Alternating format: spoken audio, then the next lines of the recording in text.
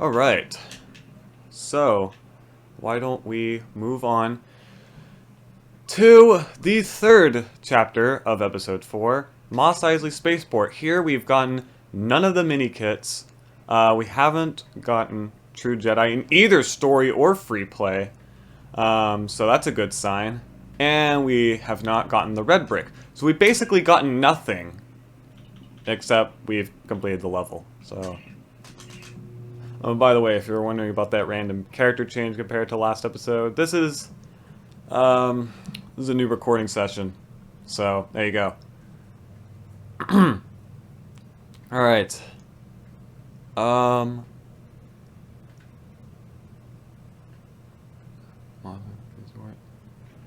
Alright.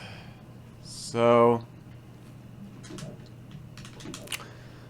believe... yeah, the first mini-kit's over here. Oh.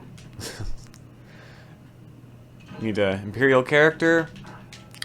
Go through here, and we have to... yeah, we have to turn these knobs on these showers over here. Why not? And that drains out the pool. There we go.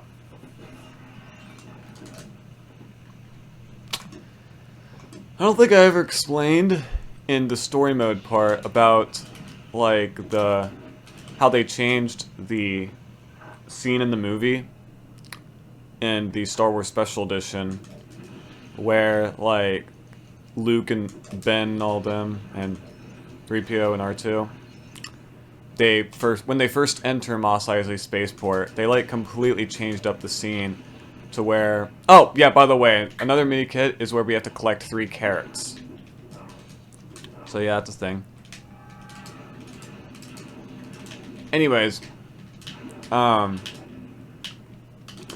as I was saying, in that, it's like they majorly changed the scene, adding in a whole bunch of stuff, where originally, Mos Eisley Spaceport, when you looked at its environment, it was just, you know, some guys walking around, along with, I think, like maybe a few droids and a car, and a space car, I guess you could say, driving around. However, they added so much more in the special editions, where like they added friggin' Jawas riding on these dinosaur-like creatures, and a bunch more shots with like just CGI droids. Oh, it's something. And there's the second carrot, by the way. And the worst part is that in an important shot where they're like first confronted by the sand troopers there, and they're like wondering about the droids in the back, and you know Obi-Wan mind tricks them, makes them think like these aren't the droids they're looking for, you know, stuff like that. In the first shot of that scene, they just put a giant, gross CGI dinosaur-like creature right in front of it all. And it gets in the way to where you can't see any of it. And it's so terrible, but at the same time, it's absolutely hilarious. And, like, I'm pretty sure it was just George Lucas, like, when he was, you know, working on Special Edition, just being like, you know what would be funny? That's for the case for a lot of the changes in Star Wars Special Edition. For all 3 films, except maybe Empire Strikes Back. I actually think most of the changes in that film are pretty justified. And are pretty decent changes, actually. Oh yeah, by the way, the next mini-kit is found through that, crap. It's not found through the crap. Yeah, it's in that door. Once you, you know, use Dark Side Force on that up there, you can go in here and get the second mini-kit. Alright, over here, yeah, you remove the lids on these trash cans and reveal these pieces. It's the only way you can do them. You have to use the Force on them. If you destroy them, then the pieces will never appear, and you have to start the whole level all over again. I don't know about you, but I think that's just bad game design right there. My God. Alright. Alright, one more. Come on. There we go. Alright, let's get these stormtroopers out of here.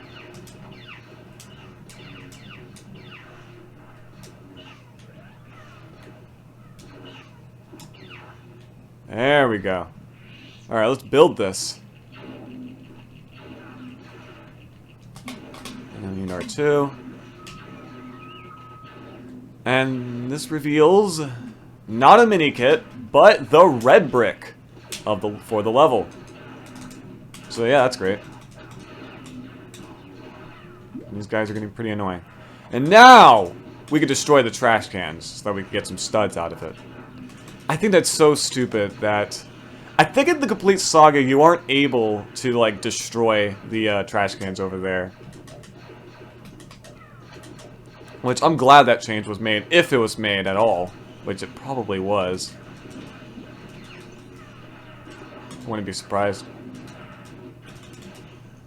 And, oh, yep, that's the third of the carrots.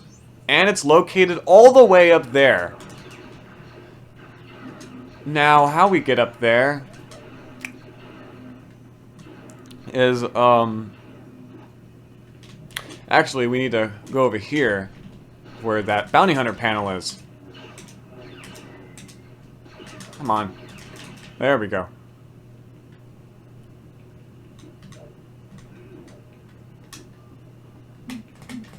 Just need R2 to hover over there. And there we go.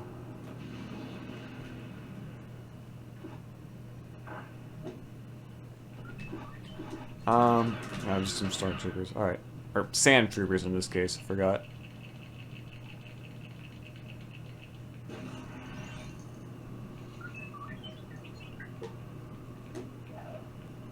And there we go. With the third Minikit. Whatever. Oh yeah, you can crawl through this hatch over here, but it doesn't give you any Minikit. It just brings you over here and not much else. Yeah, it's just studs. Oh, and by the way, the true Jedi amount for free play of this level is actually 200,000 studs. I'm not kidding. And how do I know that? Well, okay, I'll be honest. I actually attempted. I actually did like a attempted to do a recording of this level. In the same session as the Secret Plans and Through the Junlin Wastes free play. However, in the middle of the recording, the game crashed, and I lost all my progress. So, or in just this level, not in general. No, that'd be ridiculous. And what do you know? I died. But whatever. Let's just hope the game doesn't crash this time.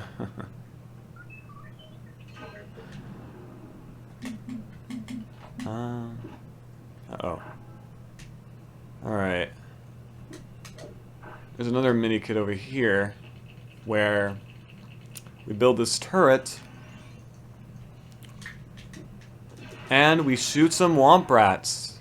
And we have to shoot 10 of them down. Whoops. Come on. There we go. And one more. And there we go. There's our Minikit. Now there's actually a whole section back there where we actually need to go back and get a Landspeeder. Oh, right.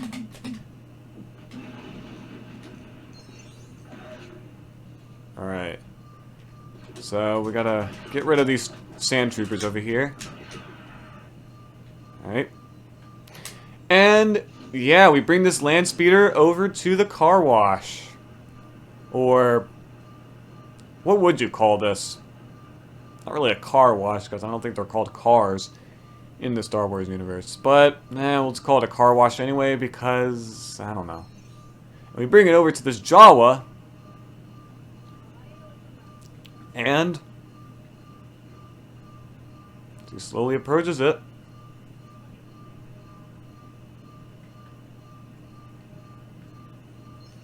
He gives us studs. How nice of him. So I'm pretty sure what that implies is that we sold the Landspeeder to him.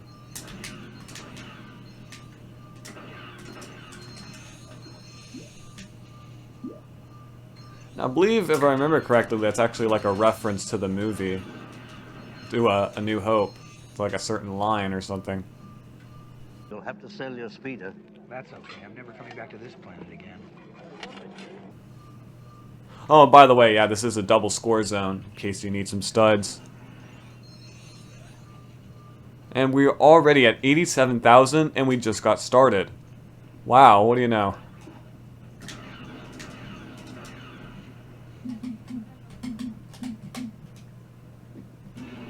Okay, that literally just went through the, whatever.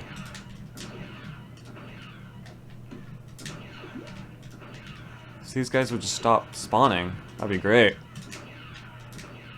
There we go. Alright, just gotta build one of these, and we have to straighten out this crashed ship over here. I believe it is called the Dowager Queen? Something like that.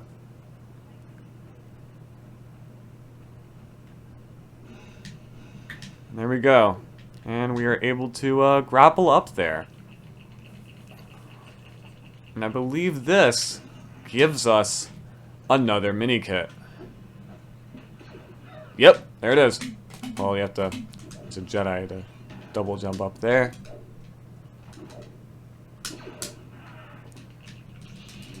Come on, there we go. But, I guess the cantina won't open. Unless there's, like, an enemy somewhere left. Oh! Now it just opens. Alright.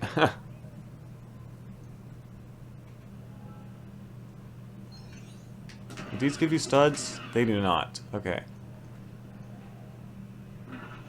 And here we are in the cantina. Now, I believe there is a Minikit in here. Yep, you need to use a hatch. Or, you need to use a small character to get through the hatch and end up over here. And get the Minikit.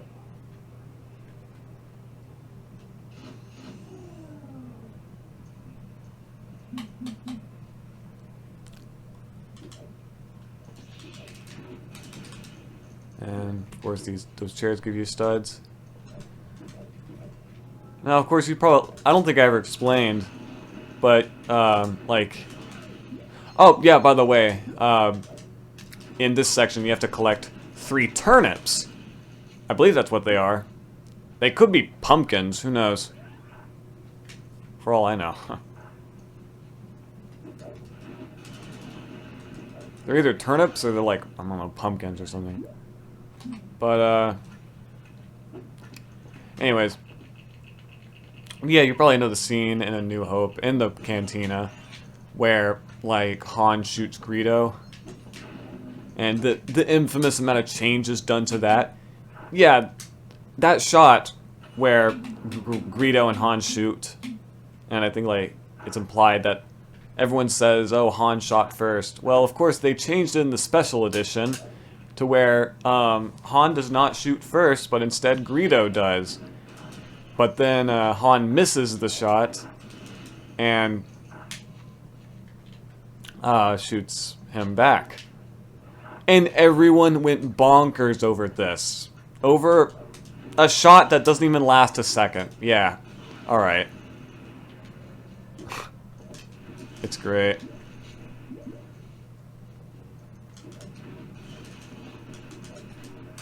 Now I think the most recent change of it is in the Disney Plus version of A New Hope, where they add an extra line to Greedo, which has become pretty infamous.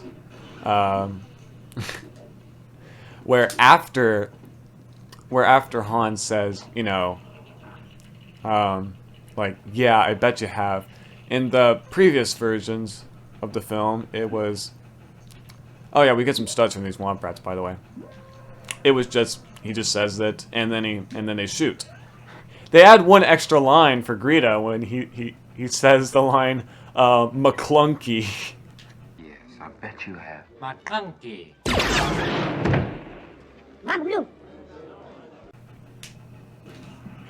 And yeah, there's a Minikit hidden behind here. I think it's pretty cleverly placed. Where, like, your first time looking at it, you probably wouldn't notice that there's a Minikit back there. So you have to pay attention,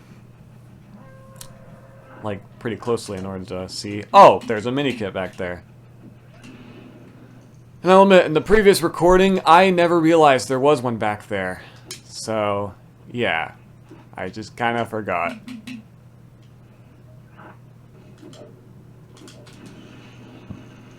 Now, actually, the Disney Plus version of Star Wars A New Hope is actually not original to Disney Plus. It's actually a specific version that... do you remember when, before the release of... well, not really before the release of Force Awakens, but like back in the early 2010s, when they re-released... They were going to re-release all of the Star Wars films, but in 3D. Yeah, I remember that whole, like, era where everyone was just... Oh, I already got everything in here. When everyone was obsessed with, like, oh, 3D movies, especially when, you know, Avatar came out, and, like, you know, that became the highest grossing film of all time, until recently. With, the release of Avengers Endgame, which took that spot. But anyways, you know, it was in 3D and stuff, and what they were going to do was they were going to release all of the Star Wars films at the time in 3D. And they actually did for, I believe, The Phantom Menace and Attack of the Clones. And they were going to, with all 6 of them, like I said. And they were even going to make some changes to them.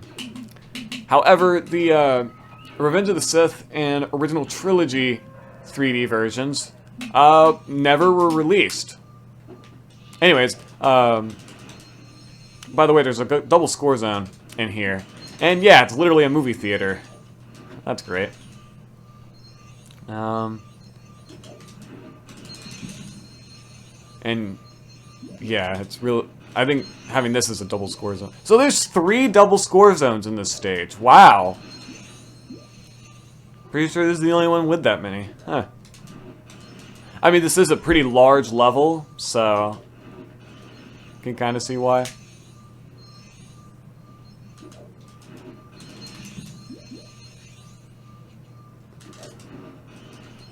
Let's see.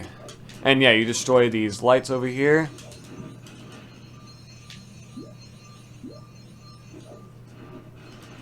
And that's what brings up the curtains, or brings over curtains, and reveals the screen. And yeah, it's literally just a bunch of clips from Lego Star Wars the video game. Interesting. And yeah, you get to destroy the screen. Isn't that fun? Oop.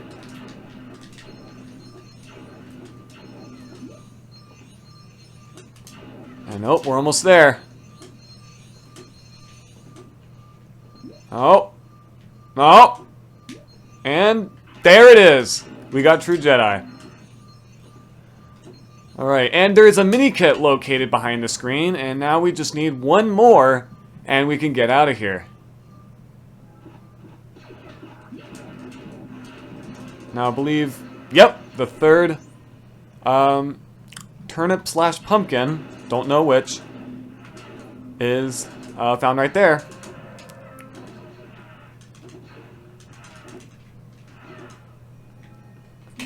And we have to get up there. We can just double jump. And that gives us the 10th Minikit. Anyways, as I was saying about like them re-releasing the Star Wars films in 3D, they released Phantom Menace and I believe Attack of the Clones.